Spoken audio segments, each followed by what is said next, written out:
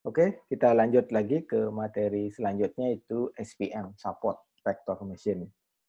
Nah, Support Vector Machine itu kalau kita lihat ilustrasi di samping ini, itu kira-kira bisa kita gambarkan bahwa kalau kelas ini itu bisa ada banyak sekali garis klasifikasi kemungkinannya. Bisa ke sana, bisa ke sana, bisa ke sana. Nah, tapi kalau dengan yang di kanan, kita akan mencari support vektornya. Di sekitar support vektor itu kita cari margin. Sedemikian sehingga jarak antara base dengan B1 dengan support vektor dan B2 dengan support vektor itu minimum.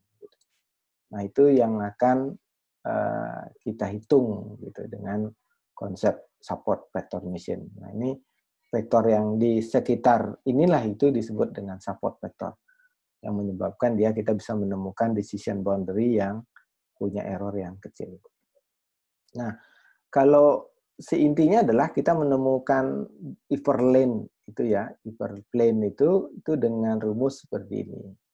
Jika saya bisa menemukan garis yang hitam ini, itu adalah WXI plus B sama dengan 0, sedangkan yang ini adalah W.XI plus B lebih kecil sama dengan min 1.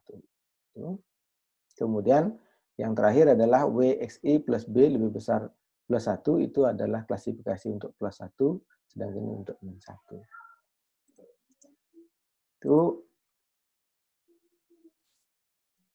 Nah, maka bagaimana mekanismenya? Mekanismenya pertama, saya diberikan contoh kelas dulu.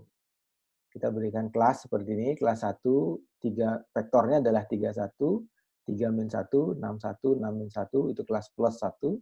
Kelas min 1 adalah 10, 01, 0 min 1, min 1, 0. Kalau kita plot, itu ketemunya ini, gambarnya adalah ini. Ini ada dua kelas merah sama kelas hijau. Kelas merah sama kelas hijau. Kelas merah itu ada di sebelah sini, kelas hijau itu ada di sini.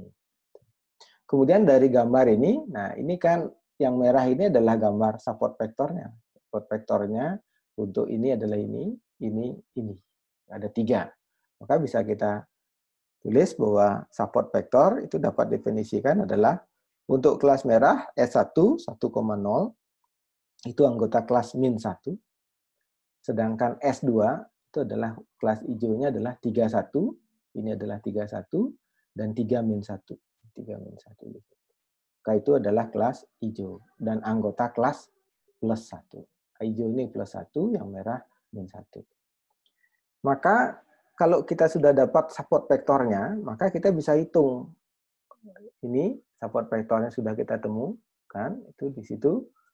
Maka sekarang kita hitung dengan model hyperplane seperti ini.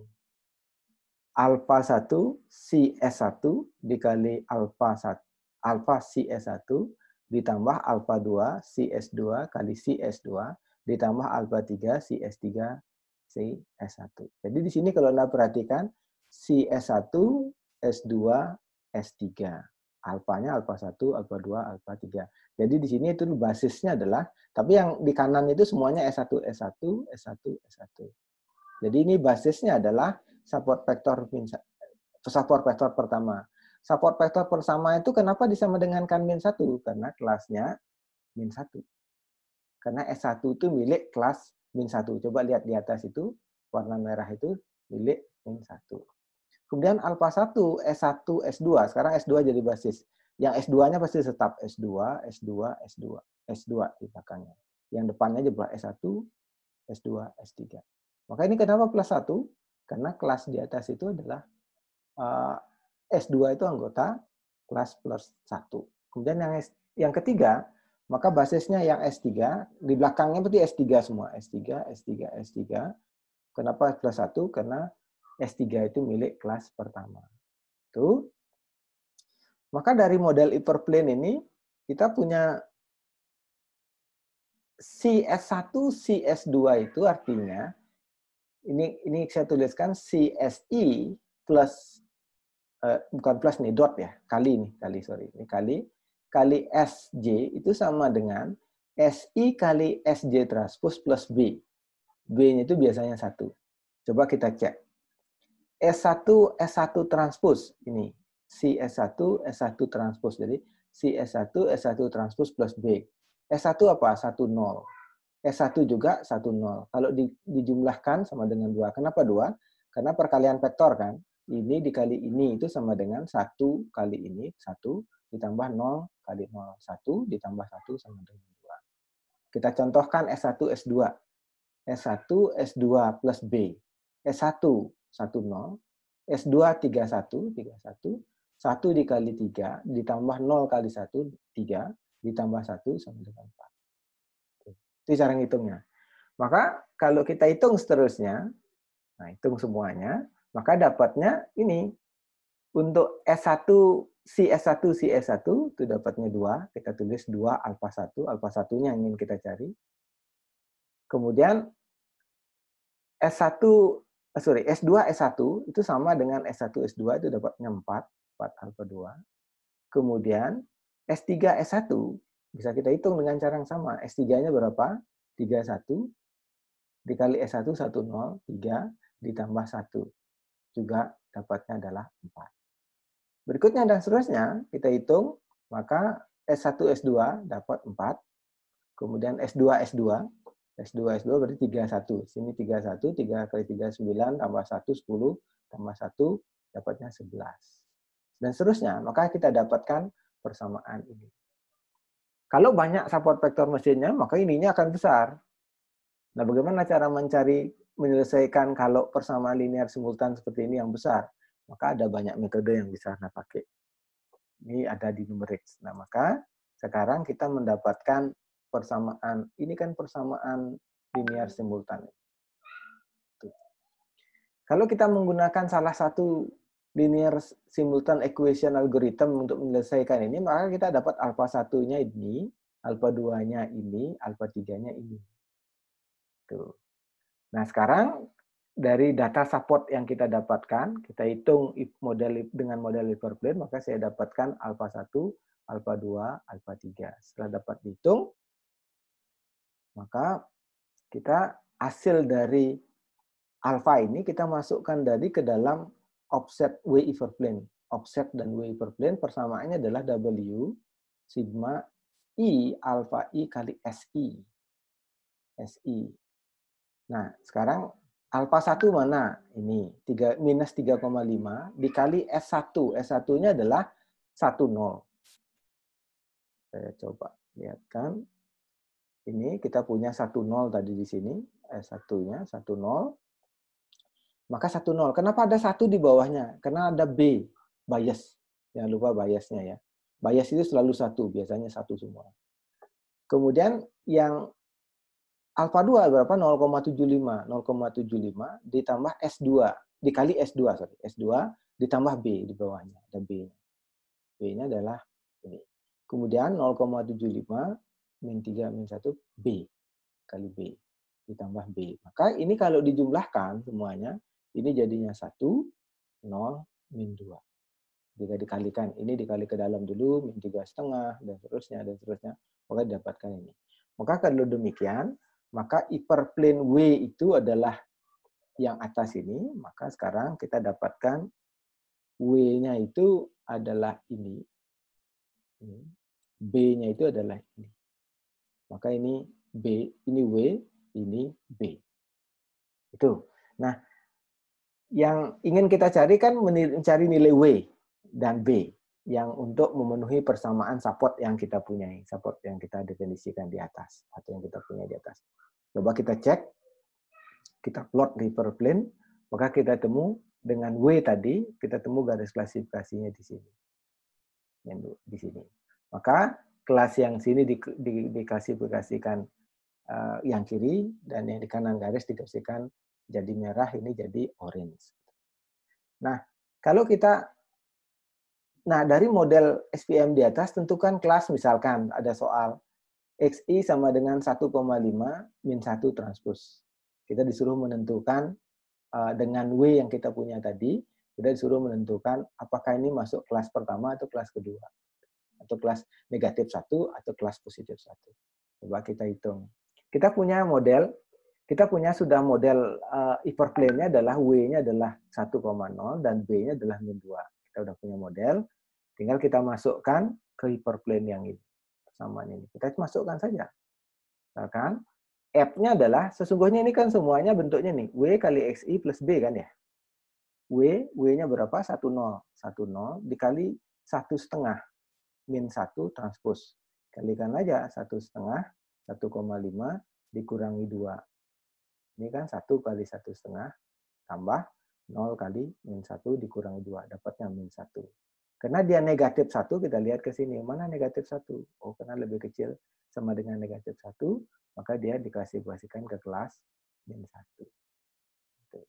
Kalau ada data yang lain yang masuk, coba kita uji. Benar nggak di 1,5 min 1 ini kelas min 1? Coba kita lihat di gambar yang sebelumnya. Kita cek di gambar. 1,5 berarti ada di sekitar ini. Sama 1,5 sama min 1 tadi. 1,5 min 1 berarti di sini. Berarti kan ada di kiri atau kelas min 1. Ya, ini kelas min 1. Ini kalau kita detailkan, ini adalah kelas min 1. Ini adalah kelas positif 1. Ini di kanan. Nah, itu karena data tadi datanya ada di 1,5, min 1, berarti di sini. Di sini data yang kita tidak tahu itu. Nah, ini ternyata berdasarkan perhitungan ini jelas anggota min 1. Kalau dilihat di gambar anggota min 1, kemudian kita cek di perhitungan, itu juga hasilnya adalah kelas min 1. Berarti benar. Betul. Jadi kita sudah bisa menghitung support vector machine. Jadi langkah dalam menghitung support vector machine, pertama itu kita tentukan supportnya, kemudian kita masukkan vektor support itu ke dalam persamaan hyperplane. Nah, persamaan yang terbentuk di hyperplane itu bergantung jumlah support. Semakin banyak supportnya, maka semakin banyak jumlah hyperplane yang bisa kita dapatkan. Maka penyelesaiannya pun harus menggunakan simultan linear equation. Yang dulu di numerix itu ada eliminasi Gauss, Gauss-Jordan, metode inverse, dan seterusnya. Bisa Anda pakai setelah itu. Kemudian setelah dapat itu, koefisien alfanya, alfa 1, alfa 2, sampai alfa n, kita masukkan ke persamaan offset dan offset dari hyperplane, maka kita dapat W dan B. W dan B-nya itulah yang kita gunakan untuk klasifikasi.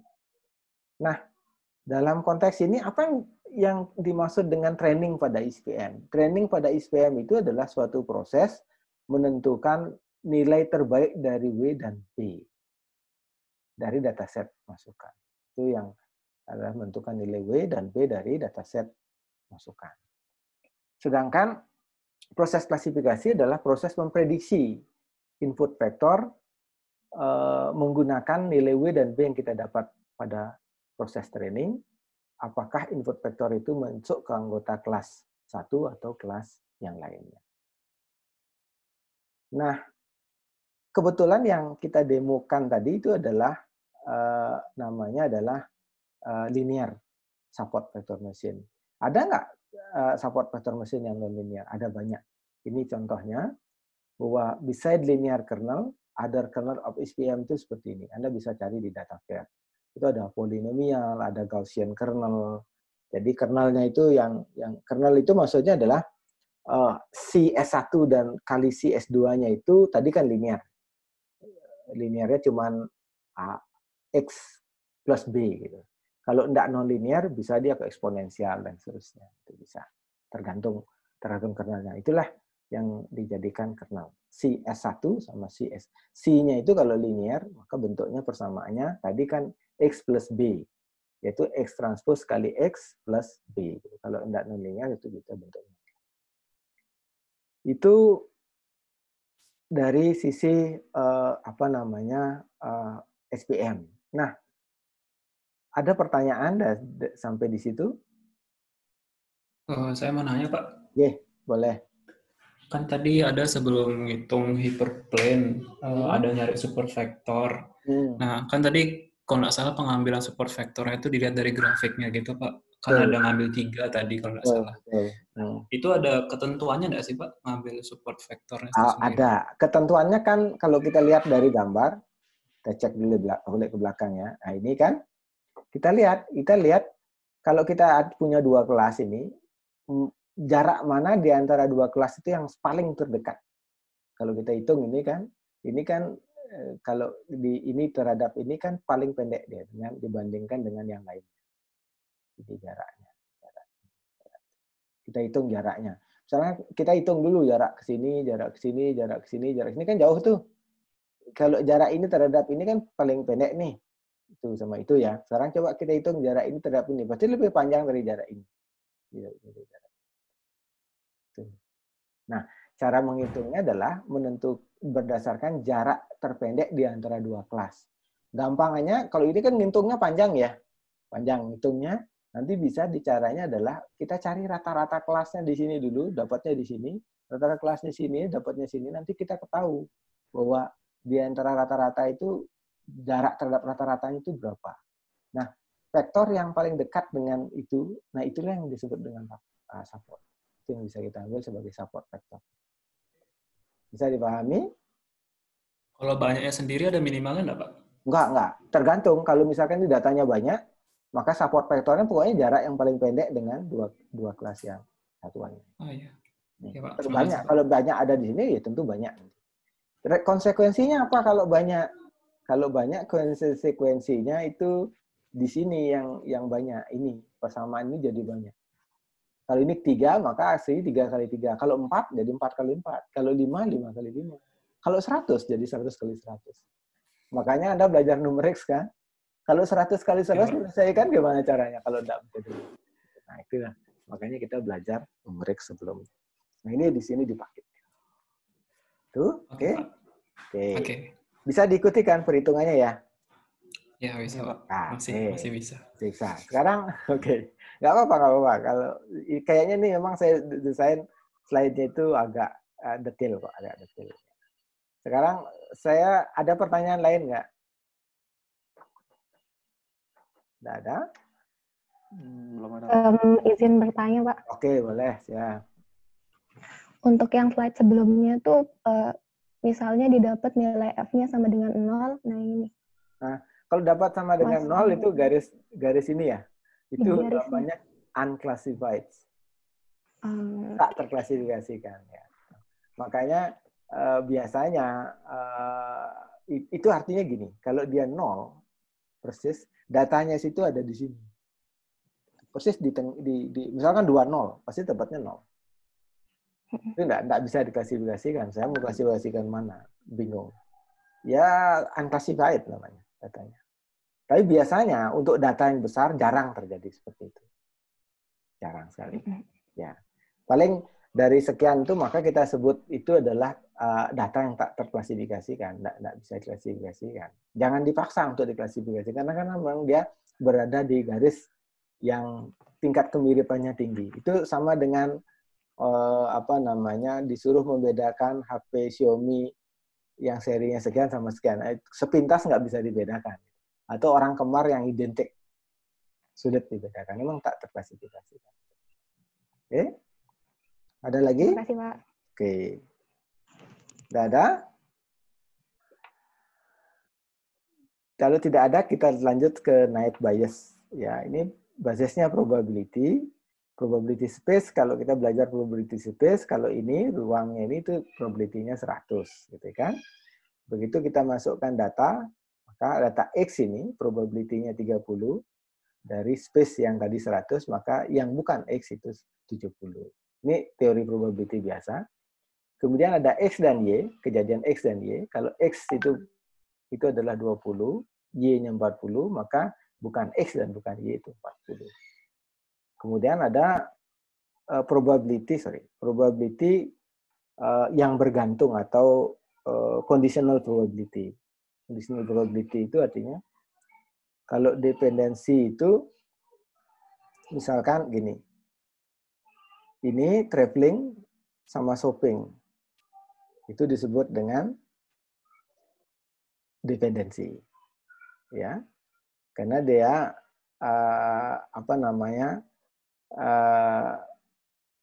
tak bebas kan. Dependensi itu kan bergantung. Jadi kalau saya traveling, ada kemungkinan saya shopping gitu ya. ya kan? Nah, maka itu probability-nya seperti itu. Kalau ada independence, itu ini printing itu sama singing, nggak ada hubungannya kan? Bebas kan ya? Ya kan? Independent itu. Maka probability-nya probability X karena Y itu adalah sama dengan probability X. Karena dia tidak bergantung, independen, bebas. Maka dari konsep itu, teorema Bayes menyatakan bahwa probability X, maka Y itu adalah ini dikali ini sama dengan ini. Ini disebut dengan Bayesian invariance, dan ini adalah irisan biasa saja. Ini konsepnya di statistik sepertinya. Ini kalau saya punya kelas dari atribut 1 sampai atribut N, dari atribut 1 sampai N itu kita bisa summary, kurang lebih gitu. Maka untuk Naive Bayes klasifikasinya itu berdasarkan rumus ini. Rumus ini itu adalah PNB, argumen maksimum. Saya mencari suatu nilai probability maksimum dari probability kelas J, VJ, dikali dengan probability kelas probability kejadian A atau evidence A untuk kejadian VJ, A1, VJ tambah sampai berapa evidence, tergantung evidence-nya. AI, I-nya ini adalah bergerak dari 1 sampai N. Tergantung evidence-nya ada berapa. Kalau misalkan saya ingin mencari evidence-nya ada 4, maka PA1 kelas P1, A2, P2. Kemudian probabilitas kelas PJ. Nah, ini probabilitas atribut AI pada VJ. Ya. Nah, sebetulnya ini artinya adalah kalau V ini adalah artinya kali, dikalikan gitu, dikalikan. Itu dengan cara mengalihkan semua pulang kejadian untuk setiap kelas, selanjutnya membandingkan untuk menentukan keputusan akhirnya. Contoh, kita diberikan kelas lung cancer yang kemarin dengan 2 kelas. Nah, ini kemarin kurang jelas ya di sini karena mau dijelaskan di kelas. Ini adalah smoking habits-nya, sorry. Ini smoking habits-nya 30 packs per hari, ini 10, dan seterusnya. Itu sebetulnya ada rule di situ. Sorry. Ada rule-nya adalah low itu adalah kalau smoking habits lebih kecil dari 10, kalau medium itu 10 sampai 20, high itu 20, lebih besar dari 20. Maka dari data itu yang kita punya ini dan rule ini, maka saya bisa saya bisa mensummary seperti ini. Mensummary agak error. Summary seperti ini. Maka dari summary ini kita bisa menyusun data ini. Ya. Kemudian dari data ini kita patient condition-nya bisa kita kondisikan gini. Patient persistence-nya pas.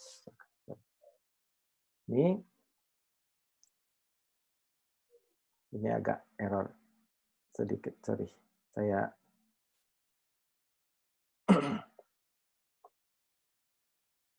share ininya saja deh.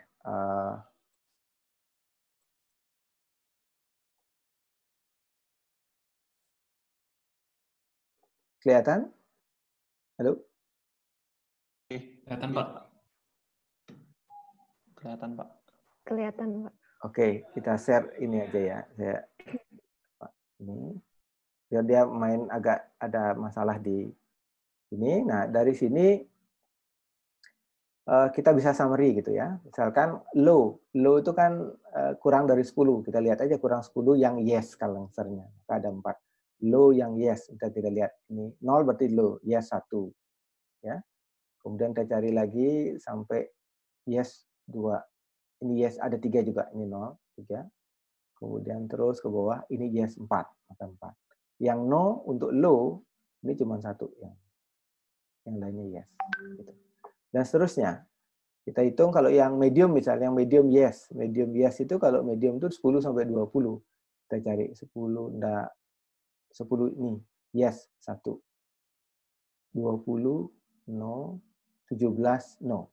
Berarti yang no-nya 1, yes-nya 1. High-nya, untuk high kan di antara lebih dari 20. Berarti 20 masuk. 20. 30 yes 1. Terus ke bawah 20 enggak. 23 yes. Ini ada 2. Yang no-nya hanya di 21.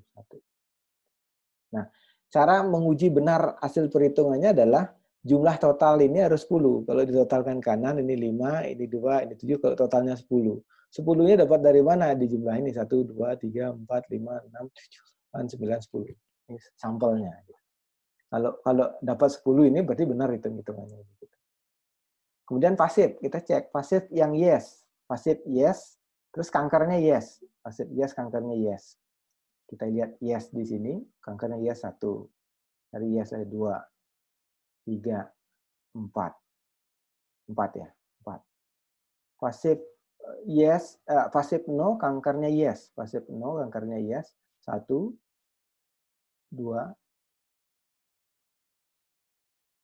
3. 3 ya, betul. Kalau pasifnya yes, kankernya no, cari yes dulu, tapi no. Yes. No. 1. Kemudian no, pasifnya no, tapi kankernya juga no. 1, 2, hanya 2. Maka kalau kita totalkan ini 5, ini 5, 10. Ini untuk lung cancer, yang ini dihitung probability-nya. Yang yes berapa? 7. Yang no adalah 3. Nah, ini 10.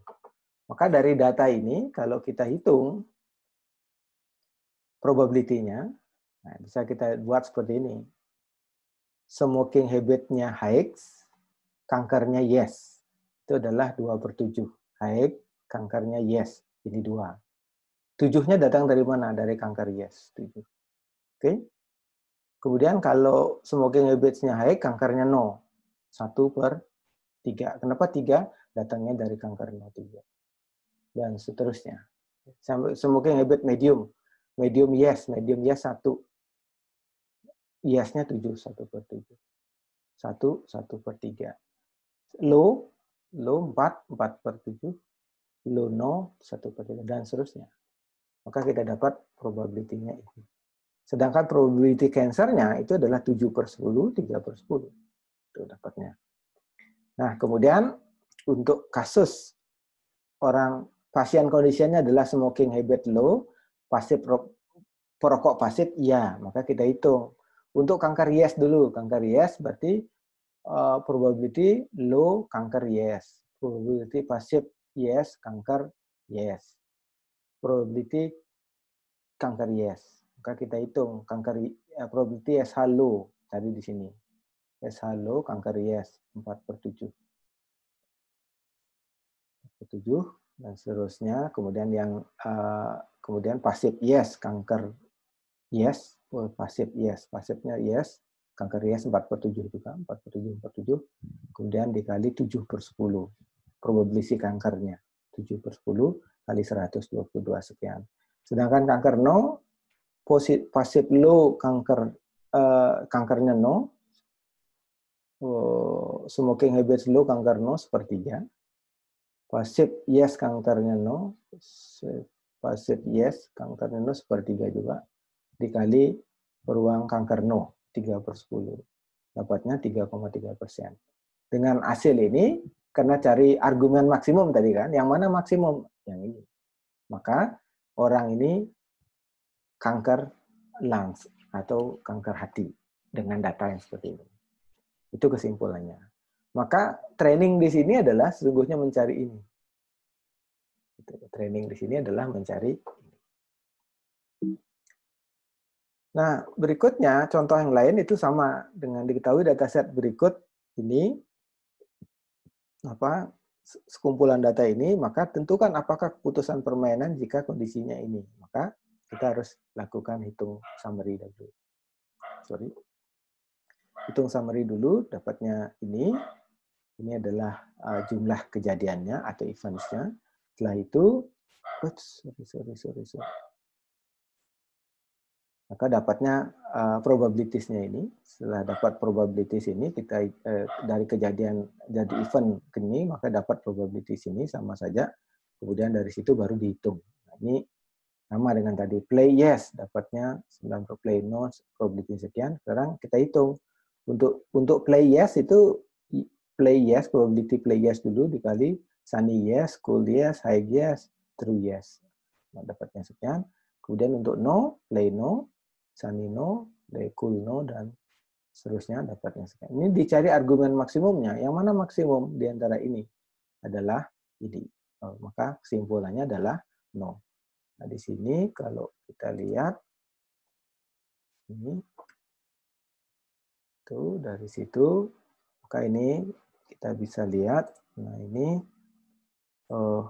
karena ini itu kan cuma lebih kecil dari ini. Maka kesimpulannya adalah no. Karena argumen maksimum. Argumen maksimum itu mana yang maksimum dari perhitungan ini. Itu maksudnya. Nah, di dalam training dari sistem ini, nah biasanya model dari net bias itu, kalau kita mengklasifikasikan data yang baru ini bisa dimasukkan ke dalam training baru gitu. Jadi data sunny, cool, Higgs, true ini ternyata hasilnya adalah no. Maka no ini dijadikan data training yang baru. Jadi ditambahkan ke dalam summary-nya. Sehingga probability-nya kan berubah. Semakin banyak data training yang kita gunakan, hasil dari proses klasifikasi net bias-nya akan semakin bagus. Nah, itu kehebatan dari net bias. Nah, maka dari itu kalau Anda bikin sistem pengenalan pola atau apapun tentang menggunakan net bias, maka itu bisa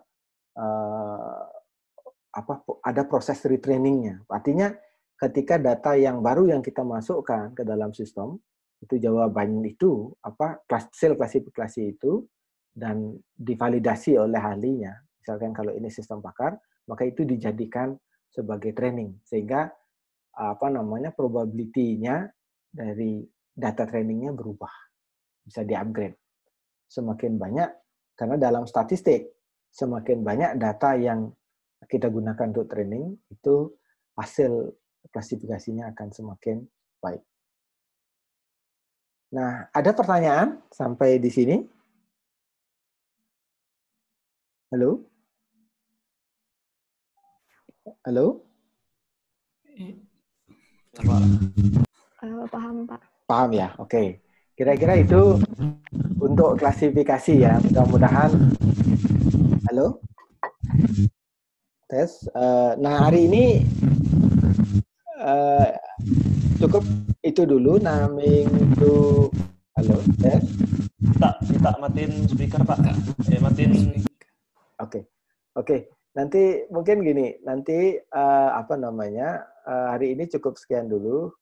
Nanti saya sudah upload code ya, ada code di MATLAB, ada Excel, nanti saya upload Excel-nya kayaknya belum, Excel, kemudian ada code di Python. Di Python itu demonstrasi tentang klasifikasi yang ketiga ini. Ada KNN, ada SVM, kemudian ada net bias. Itu untuk mengklasifikasikan data yang sederhana, data contoh yang kemarin yang di LDA itu, saya coba di sana. Kemudian dari data itu saya coba klasifikasikan. Nah, dengan ketiga. Dan ada ilustrasinya. Silakan dicoba dulu. Nanti minggu depan saya coba jelaskan detailnya. Bagaimana itu bisa. Itu menggunakan library semua. Tapi yang kalau MATLAB itu contoh KNN-nya. Nah, saya meminta adik-adik mulai memikirkan bagaimana cara membuat codingan from the scratch gitu, bikin sendiri lah gitu, coba-coba dari konsep yang sudah kita pelajari. Nah, ada pertanyaan kira-kira ini Zoom-nya kurang 3 menit, kalau ada nanti kita login lagi. Kalau enggak ada, cukup sekian dulu. Nanti video ini akan saya upload lagi di sana, di Berajah. Kemudian nanti minggu depan post tes lagi ya. Halo. Iya, Pak. Oke. Post tesnya yang untuk hari ini itu ada, saya buka sampai jam 8 malam. Silahkan saja.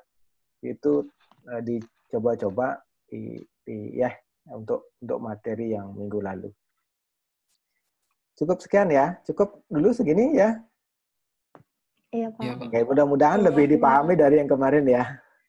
Ya, sehingga walaupun materinya nggak banyak, tapi ada sesuatu yang Anda pahami ketimbang banyak sekali, tapi Anda nggak bisa paham lebih baik sedikit, tapi bisa lebih paham.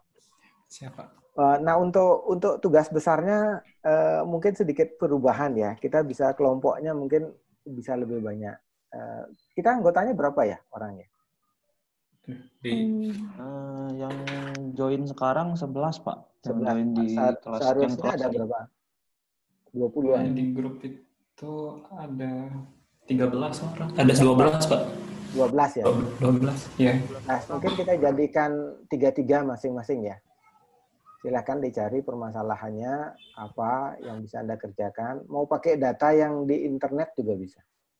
Yang penting Anda bikin sesuatu.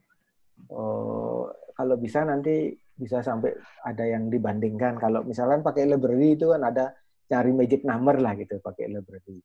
Sambil belajar ini. Siapa tahu nanti bisa dijadikan dikembangkan untuk skripsi. Silahkan aja. Ya. Siapa?